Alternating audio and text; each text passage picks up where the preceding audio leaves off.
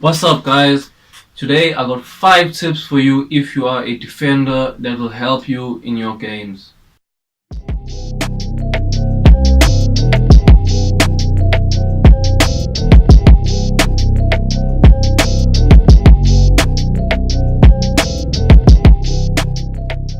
Okay. Tip number 1. Tip number 1 is in a game when the match starts, as a defender, whether you are a fullback or a centre back or even a defensive midfielder, when there's a 50-50, you have to win that first challenge. Now, I'm not saying now go and smash the guy and foul him and, like hurt him and all of that. Not that. Go hard, but go fair. Make sure that you sort of make a statement that you will not get past me, because as soon as you do that, it gets into the attacker's head that, oh man, I can't get past this guy.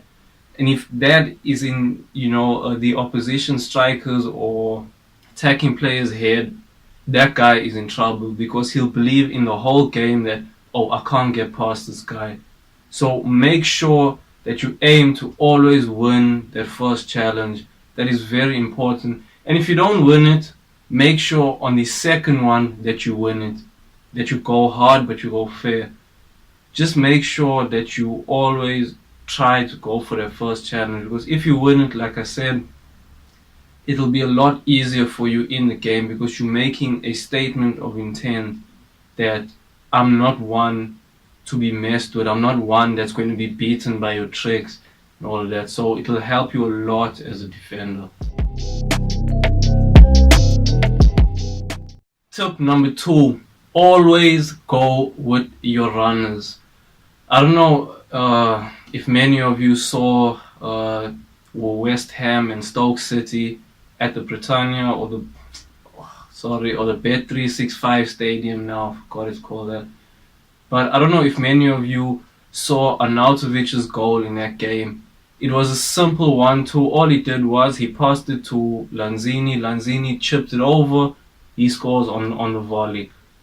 And that's point number 2. As a defender, always watch your runners. Always. Because if you don't, it's your fault straight away. It's like against Chelsea when Manchester United played, Scott McTominay switched off. He didn't watch his runner. Willian scored. So always make sure that you watch your runners. Never get beaten by a 1-2, because it is the most, I wouldn't say embarrassing thing, but when you see it and you think back like, oh, I conceded that goal, you're going to think like, I was so stupid, I should just went with the runner. Always go with the runner. Make sure that you watch him, because at the end of the day, a 1-2 is simple. He's going to pass to the guy in the center. If you go to the guy in the center, he makes a run, plays through. But if you go with the runner, it nullifies that whole attack.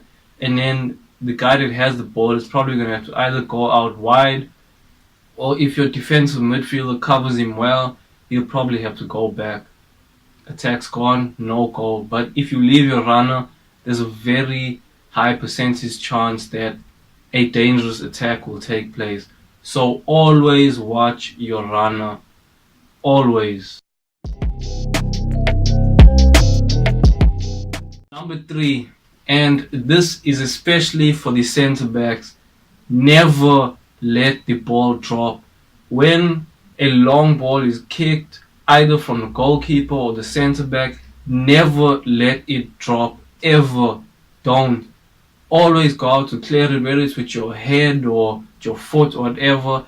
And if you're a Manchester City or a Barcelona centre back, just take it on your chest and continue playing, basically. But never ever let that ball drop. It's just gonna cause mayhem, and it's a route 1 error. Like I see the the pundit guys always talking about, that is route 1. You have to clear it out. It's a beginner's mistake. Always make sure that you never let the ball drop, ever. In fact, not even for long balls, any high ball, always go to clear the ball away. It's happened to me in a game where the goalkeeper knocked a long ball, and I ran to it, and I sort of stopped, and I like hesitated, and I'm like, should I head this or not? And then I didn't head it. Ball bounced over me. Guy ran in, scored. And then I was like, at the end of it, I was like, I should have just headed it. So just make sure that if a long ball comes in, clear it by any means. If you can take it on your chest or on your foot and control it, then do that. But if you're under pressure, knock it into row Z. Number 4, and this is for especially fullbacks, and well, it works with strikers a lot, but it's mostly wingers that do this, where they sort of talk that crap in your ear and they make you and want to throw you off your game. It's usually wingers that do that. If you're a winger and you're watching this, sorry, but you could be one of those guys.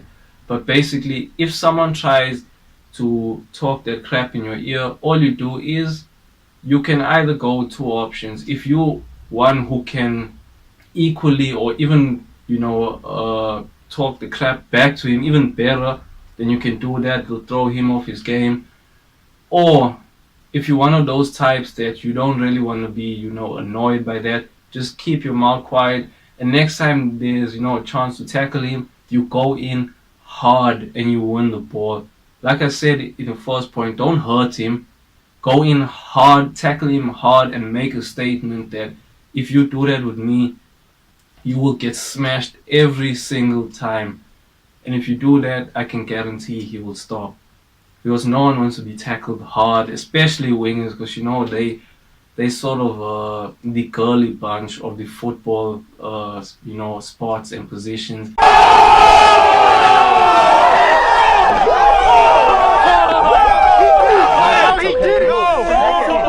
That show is hilarious though. So make sure that you tackle him hard and fair and win that ball, and he'll probably stop. If he carries on, just continue tackling him. Just continue sort of trying to get under his skin, kind of like what players did with Diego Costa when he was playing in the Premier League. All they did was they just nudged him, kicked him a little bit. Not hard, of course, they didn't want to break his leg, but they just gave him small kicks, and it sort of set him off the edge. And if a guy tries that to you where he wants to talk crap in your ear, do that. Just give him small little nudges, little kicks, nothing to really hurt him that badly that will get you red carded or even booked, but just give him small little things that will slowly annoy him, and then he'll know that he can't mess with you. So just make sure if he does talk crap in your ear, smash him with a nice fair challenge, then you're all good. And the last tip number 5 is, as a defender, you're going to make mistakes. It's always going to happen. Everyone's human. We're not perfect, so you will make mistakes. But tip number 5 is, don't let those mistakes get to your head. It's kind of like if you a team that likes to pass out from the back and you make a mistake when you pass out from the back, a normal reaction would be to not want to, pass out from the back anymore, which is wrong.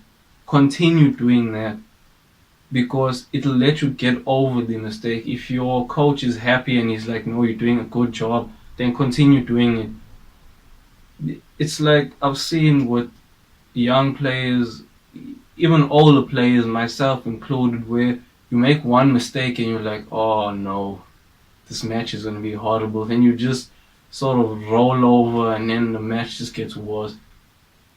One mistake is just one mistake. If you make more mistakes after that mistake because you roll over and you're like, oh, this is so bad, that's your own fault. If you make that one mistake, it's gone. You can't change it now. It's no point. So just focus on playing even better, and then you might even be the man of the match even though you made that mistake. So don't let mistakes get to you that much. Just focus on playing even better, and then by the time halftime comes or full time, you'll even forget the mistake even happened, especially if your team wins. So just learn from those mistakes. Make sure that you don't repeat it, and it's all good.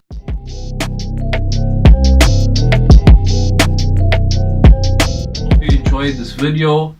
Please share it with your friends. Please like. Please subscribe. And if you want more tips like this, please comment below and ask me exactly what you want tips about, and I'll make some vids about it. But for now, thanks for watching, and I'll see you guys next time.